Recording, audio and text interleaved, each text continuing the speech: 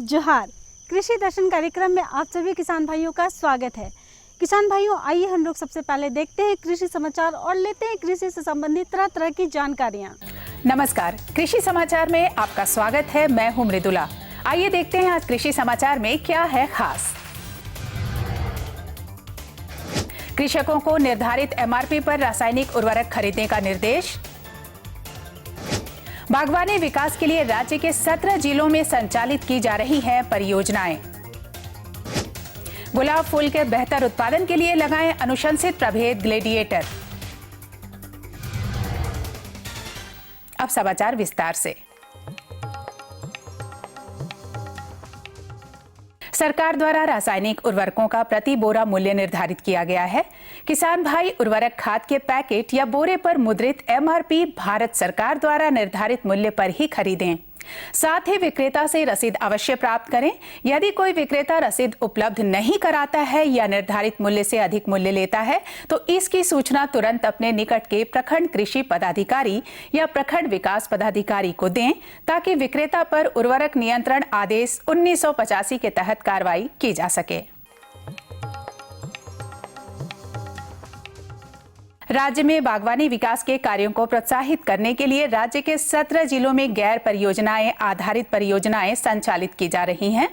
इसके तहत प्रत्येक इकाई पर अनुमानित लागत का 50% तक सरकारी अनुदान देय है और शेष 50% लाभुक कृषक द्वारा स्वयं वहन की जानी है। इच्छुक लाभुक 23 सितंबर तक झारखंड राज्य बागवानी मिशन के कार्यालय में आवेदन जमा कर सकते हैं। बरसात में हवा में अधिक नमी होने के कारण मुर्गियां बीमार पड़ सकती हैं। मुर्गी पालक भाई अपनी मुर्गियों को इस समस्या से निजात दिलाने के लिए पोल्ट्री फार्म में नमी की मात्रा को कम करने का प्रयास करें। इसके लिए पोल्ट्री फार्म में जलने वाले बल्बों की संख्या बढ़ा दें। मुर्गी पालक भाई मुर्गियों को बीमारी से बचाने के लिए पोल्ट्री फार्म में नमी की मात्रा को कम करना जरूरी है। इसके लिए पोल्ट्री फार्म में बल्बों की संख्या बढ़ा दें। इससे गर्मी बढ़ेगी और हवा में मौजूद नमी की मात्रा सूख जाएगी। किसान भाइयों, बरसात में जब नमी हवा में ज़्यादा हो जाता है तो मुर्गी घर में भी वो नमी ज़्यादा ही रहता है। तो एक चीज़ आप दिमाग में रखिए, बरसात के टाइम में मुर्गी घर में लाइट का बंदोबस्त आप जरूर करिए। लाइट थोड़ा सा ज़्यादा होगा, ऐसी चीज़ों में लाइट का ज़रूरी होता है और लाइट ज़्यादा रहेगा तो नमी कम हो जाता है कि उसमें हवा में जो जलीय वाष्प होता है वो जलीय वाष्प उससे चल जाता है और उसका हवा में नमी कम हो जाता है, तो मुर्गी घर थोड़ा ड्राई रहता है, उसमें बीमारी पकड़ने का चांसेस कम हो जाता है। गुलाब फूल की खेती के लिए 22,250 पौधे प्रति हेक्टेयर की दर से लगाएं। कतार से कतार की दूरी 60 सेंटीमीटर और पौध से पौध की दूरी 60 सेंटीमीटर रखें। बेहतर उत्पादन के लिए सुपरस्टार, रक्तगंधा, मोंटेजुमा ग्लेडिएटर लगाएं। गुलाब फूल की खेती के लिए मटियार दोमट या दोमट मिट्टी जो कि जीवांश युक्त हो और जल निकास बेहतर हो, साथ ही पीएच 6.5 से 7.5 के आसपास हो, उपयुक्त है। पौधों को 30 से 40 सेंटीमीटर व्यास और गहराई वाला गड्ढा खोदकर मिट्टी के साथ लगाएं। किसान भाई बागवानी में निकौनी के लिए नूतन खुरपा नामक कृषि यंत्र का प्रयोग कर सकते हैं। इसकी कार्य क्षमता 6 से 8 डिसमिल प्रतिदिन है।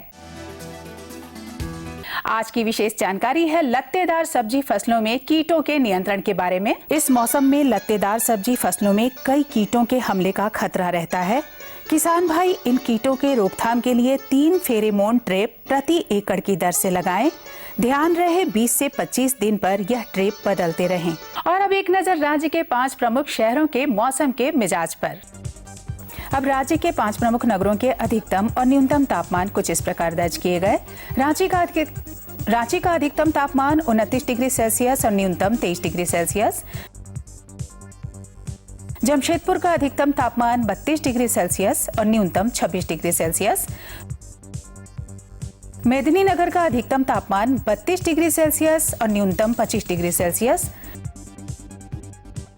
देवघर का अधिकतम तापमान 31 डिग्री सेल्सियस और न्यूनतम 26 डिग्री सेल्सियस और धनबाद का अधिकतम तापमान 32 डिग्री सेल्सियस और न्यूनतम 26 डिग्री सेल्सियस रहा।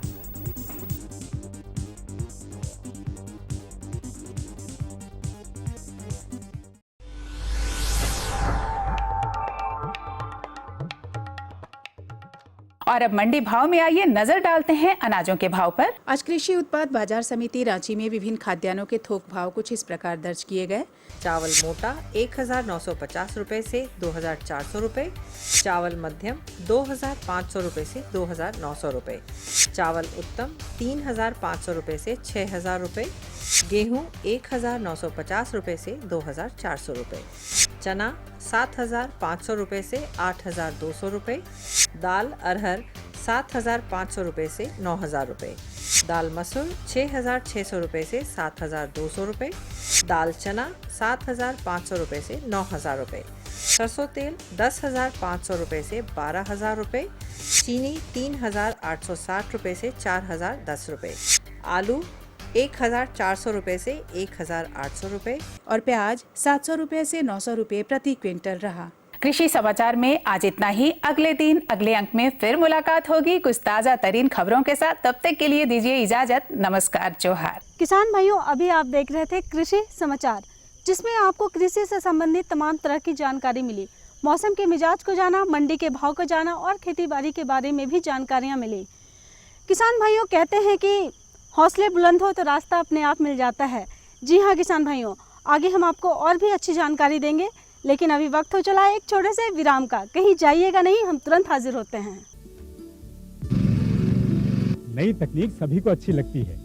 मैंने भी अपने खेत की तैयारी, बुआई, जुताई, गहाई वगैरह के लिए छोटी मशीनें अपनी जरूरत के हिसाब से खरीदी। मैंने अपने खेतों में मशीन का प्रयोग किया तो काम जल्दी और आसान हो गया। खेती में मशीनों के इस्तेमाल के बाद मुझे मिली भरपूर पैदावार और ज्यादा मुनाफा। छोटी मशीनें तो हमारी अपनी अपनी हैं, लेकिन बड़ी मशीनें हमने समूह बनाकर खरीदी। किसान भाइयों और बहनों, आप भी उन्नत मशीनों और उपकरणों की खरीद पर वित्तीय सहायता का लाभ उठाएं, अपनी आमदनी बढ़ाएं और खुशहाली पाएं।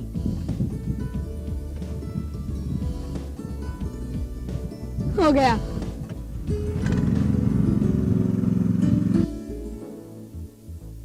मैंने सोच लिया है, मैं तुझे कृषि का इंजीनियर ही बनाऊंगा। नई मशीनें, नए उपकरण आए आपके द्वार, ले लो इनसे अब खूब खुशी और पैदावार। विराम के बाद आप सभी किसान भाइयों का स्वागत है। किसान भाइयों, हमारे झारखंड राज्य के किसान भाई खेतीबाड़ी करते हैं और उसमें काफ़ी उन्नति कर रहे हैं। लेकिन क्या पता है किसान भाई, अगर हमारे किसान भाई झारखंड के पशुपालन का भी कार्य करें तो उसमें भी काफ़ी तरह की उन्नति हो सकती है। जी हाँ किसान भाइयों, आज हम आपको ऐसे ही एक पशुपालक से मिलवाएंगे जो पशुपालन के क्षेत्र में बहुत ही अच्छा काम कर रहे हैं। तो आइए किसान भाइयों, हम लोग देखते हैं वृत्त चित्र के माध्यम से और लाभ उठाते हैं। नमस्कार, जोहार। कार्यक्रम बुलंद हौसले में आपका स्वागत है। अपने कार्यक्रम में हम बात करते हैं उन किसानों से, उन पशुपालकों से जिन्होंने कृषि या पशुपालन के क्षेत्र में या मछली पालन के क्षेत्र में सफलता प्राप्त करी है और अपने जीवन को सार्थक किया है, अपने क्षेत्र में एक पहचान बनाई है। और आज इसी क्रम में हम आए हुए हैं गिरिडीह में और यहाँ एक बात करेंगे वैसे पशुपालक से जिन्होंने तमाम तरह की विपरीत परिस्थिति में पशुपालन को चुना, नौकरी नहीं करी, क्योंकि उन्हें लगता था कि खुद का व्यवसाय करें और इसी में उनको अपना भविष्य भी दिखता था। तो आज के अंक में हम मिलते हैं उस किसान से, उस पशुपालक से, और उनसे ही बात करते हैं कि कैसे उन्होंने इस सफ़र को तय किया है। हमारे देश में किसान कड़ी धूप में नंगे पांव धरती का सीना चीरकर फसल उगाते हैं, लेकिन उनकी मेहनत का फल उन्हें उतना नहीं मिल पाता जिससे कि उनका गुजारा हो सके। तो ऐसे में सवाल उठता है कि कृषक ऐसा क्या करें जिनसे उनका गुजारा हो सके, उनकी गरीबी दूर हो सके। किसान भाइयों, इसका एक विकल्प है पशुपालन।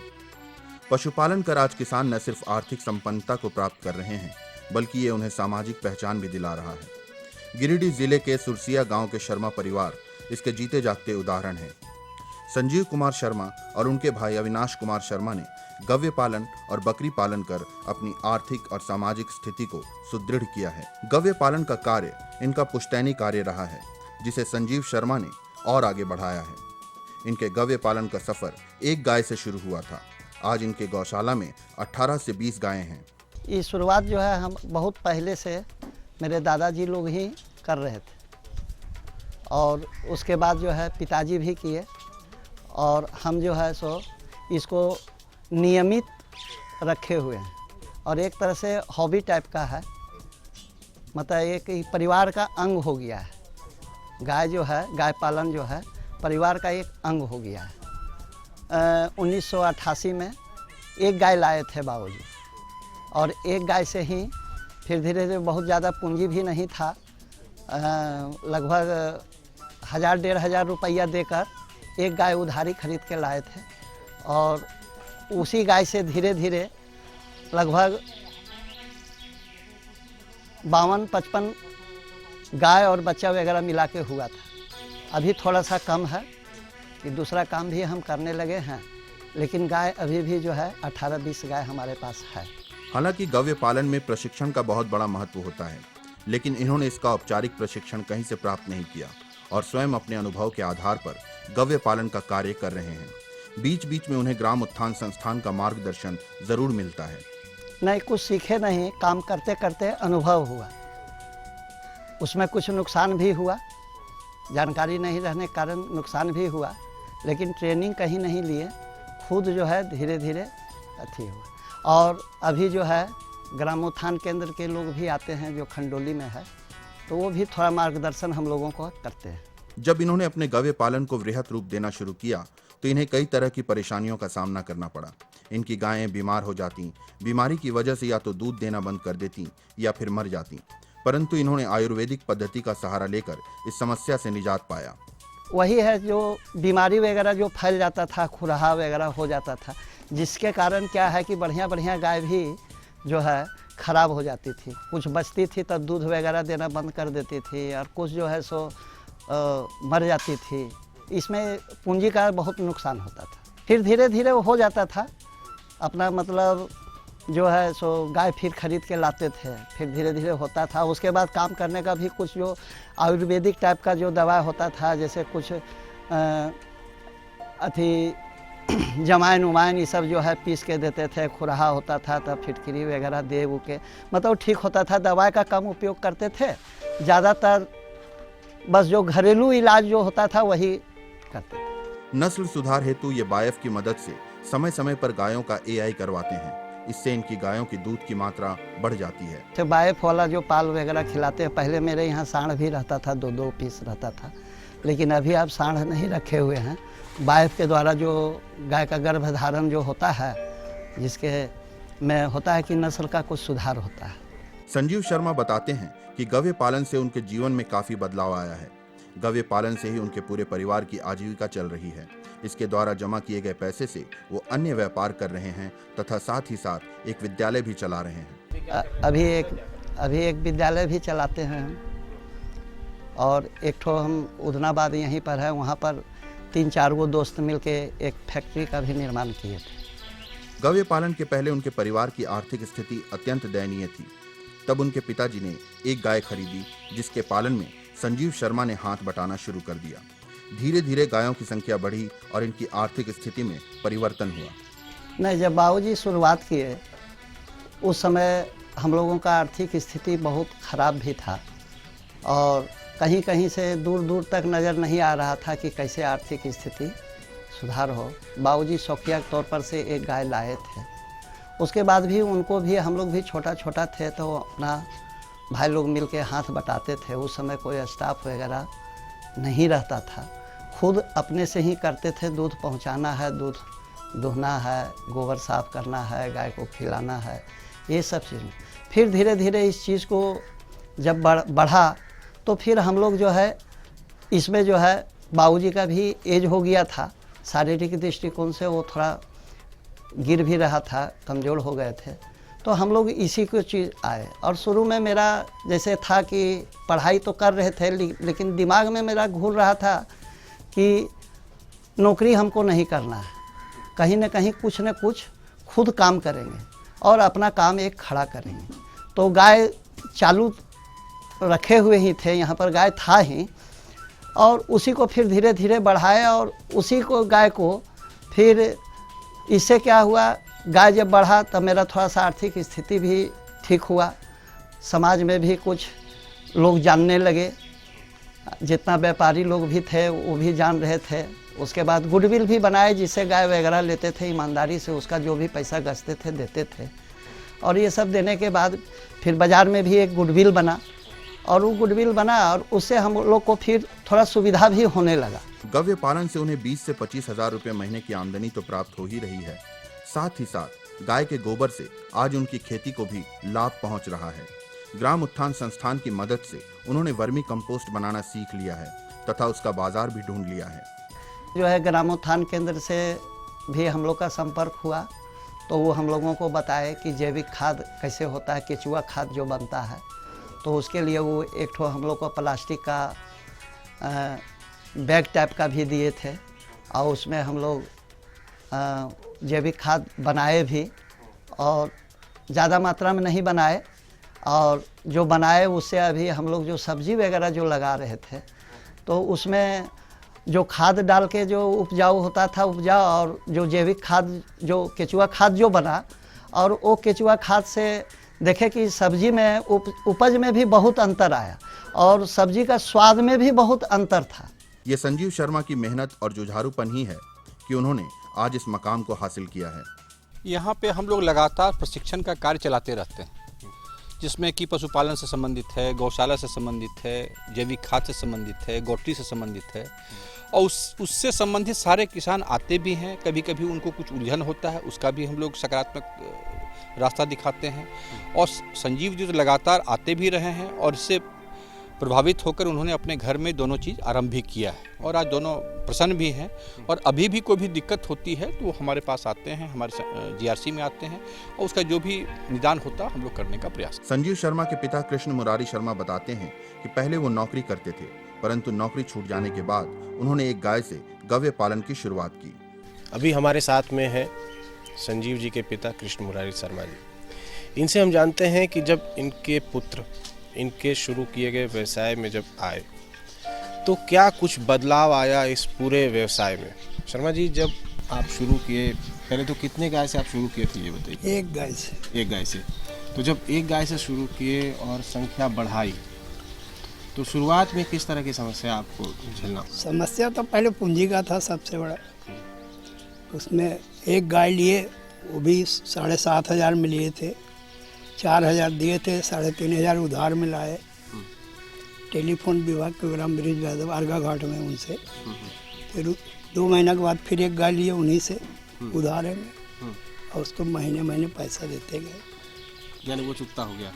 तो फिर ये जो अभी जो बड़े स्तर पे कर रहे हैं, इसकी शुरुआत कब और कैसे हुई? 88 में की। 88 में। तो क्या सोच थी उस समय? 88 में कपड़ा दुकान में काम करते थे, हो गया स्टाफ से झगड़ा, कपड़ा दुकान छोड़ दी। उसके बाद 6 महीना तो बैठे रहे, कोई काम धंधा नहीं किए। तो समस्या, ये छोटा लड़का था तकने हॉस्टल लखीसराय में, फिर वहाँ 300 रुपया महीना लगता था तकनी 88 में। फिर दिक्कत हुआ, फिर एगो मरवाड़ी है रमेश, उस सहयोग किया कि कपड़ा दुकान खुलवा दिए, वही बजरंग बली के सामने कपड़ा दुकान खुले। फिर कपड़ा दुकान धीरे धीरे बंद कर दिए और धीरे धीरे गाय खरीदते गए। खरीदते खरीदते 30-40 गाय हो गई। जहां एक ओर संजीव शर्मा अपने पिता के साथ गव्य पालन कर रहे हैं, वहीं दूसरी ओर इनके भाई अविनाश शर्मा बकरी पालन से अपनी आजीविका चला रहे हैं। अविनाश शर्मा पहले दिल्ली में नौकरी करते थे। उन्होंने नौकरी छोड़कर बकरी पालन का मन बनाया, क्योंकि ये कम खर्च में होने वाला एक लाभकारी व्यवसाय है। इससे पहले हम दिल्ली में जॉब करते थे, उसके बाद यहाँ पे आए तो 5-6 महीने के बाद सोचे कुछ काम करें, तो नीट ऊट पे पढ़े तो बकरी के बारे में पढ़े, तो वही बकरी पालन हमने शुरू किया। और ये ग्राम उत्थान वाले भाई साहब आते हैं, उन्होंने बोला कि कर लीजिए, अच्छा काम है। इन्होंने बकरी पालन में होने वाले प्रशिक्षण के महत्व को समझा और ग्राम उत्थान संस्थान के प्रोत्साहन पर हजारीबाग से इसका प्रशिक्षण लिया, ताकि वो बकरी के रख रखाव, खान पान तथा उसमें होने वाली बीमारी का सही उपचार कर सकें। ट्रेनिंग हमने हजारीबाग गोरिया कर्मा से लिया है। ट्रेनिंग बहुत ज़रूरी है, क्योंकि जब बीमारी होती है तो हमें पता ही नहीं चलेगा क्या बीमारी है, और ट्रेनिंग के बाद पता चल जाता है कौन सी बीमारी है। बकरी में सबसे ख़राब बीमारी है, महामारी समझिए कि PPR बीमारी होता है। इसका वैक्सीनेशन कराना बहुत ज़रूरी है। वैक्सीन होने के बाद जो है सो 1 साल तक बीमारी नहीं होगी, फिर टाइम से वैक्सीन दीजिए तो बीमारी नहीं होगी। और PPR बीमारी अगर एक को हो गया तो सबको पकड़ लेगा, इसलिए ट्रेनिंग बहुत ज़रूरी है। ये प्रशिक्षण की ही देन है कि वो आज बकरी के रख रखाव, खान पान और दवाओं का विशेष ख्याल रखते हैं। वो बकरी को सूखी जगह पर रखते हैं ताकि उन्हें किसी तरह का संक्रमण ना हो। खान पान में चोकर, मकई का दर्रा, गेहूं का दर्रा, चना का छिलका, मिनरल मिक्सचर, आटा आदि मिलाकर देते हैं। जैसे हम लोग को ट्रेनिंग में बताया कि रहने के लिए जो है सो इन लोग को सूखा जगह में रखना चाहिए, गीला में रखने से बीमारी हो जाती है। और खाने के लिए इन लोगों को जैसे जो भी देना है, कुट्टी, चोकर, उसमें मिक्स करना है। चोकर है, दर्रा है, मकई का दर्रा, गेहूं का दर्रा, चना का छिलका और मिनरल मिक्सचर आता है, ये सब मिक्स करके देना चाहिए। और हर 3 महीने में जो है सो बकरी को जोंक का दवाई देना चाहिए, क्योंकि जोंक बहुत होता है इन लोगों को। जोंक के दवाई देने से ये लोग खाना खाएगी ठीक और जोंक निकल जाएगा। यही सब है। हालांकि इन्हें बकरी पालन की शुरुआत किए कुछ ही दिन हुए हैं और इन्होंने अपनी पूंजी को 1 लाख से बढ़ाकर 1.5 लाख कर लिया है। अभी तो हम 7-8 महीने से स्टार्ट किए हैं, कभी हमने सेल नहीं किया है। अभी हमारा बच्चा छोटा छोटा है जो भी है। अब और अगर हम बात करें कि जितनी पूंजी लगाई थी वो बढ़ के अभी कितनी हुई?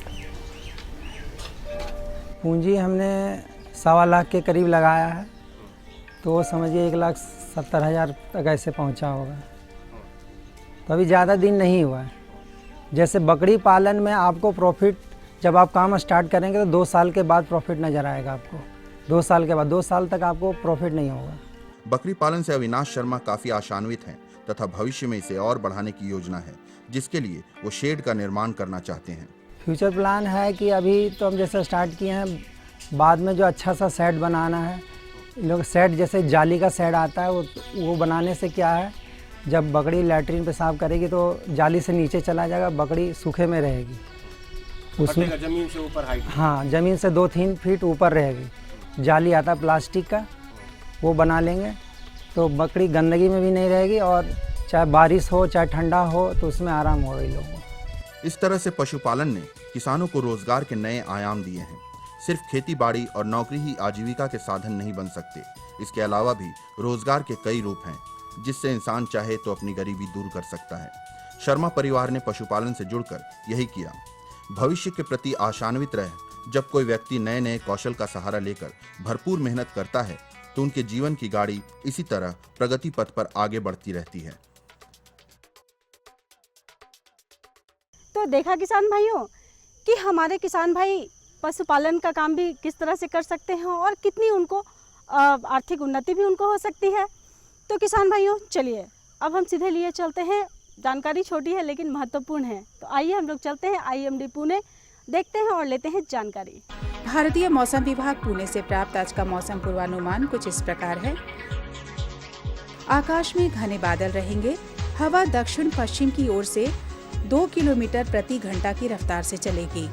आज का अधिकतम तापमान 31 डिग्री सेल्सियस और न्यूनतम 24 डिग्री सेल्सियस रहने की संभावना है। अगले कुछ दिनों में कहीं कहीं हल्की वर्षा होने की संभावना है। किसान भाई पिछले कुछ दिनों में हुए वर्षा के जल को मिट्टी में संरक्षित रखने के लिए अपने खेतों में निकाई गुड़ाई करें। ऊपरी जमीन में अधिकांश धान की फसल प्रजनन अवस्था में है। वर्षा के जल को खेत में रोकने के लिए मेड़ को दुरुस्त कर लें। तो चलिए किसान भाइयों, अब वक्त हो चला है हमें आपसे विदा लेने का, लेकिन विदा लेने के पहले हम अपना पता बता दें। हमारा पता है कार्यक्रम कृषि दर्शन, कृषि प्रकोष्ठ द्वारा केंद्र निदेशक, दूरदर्शन केंद्र, रातू रोड, रांची। पिन संख्या है 834001।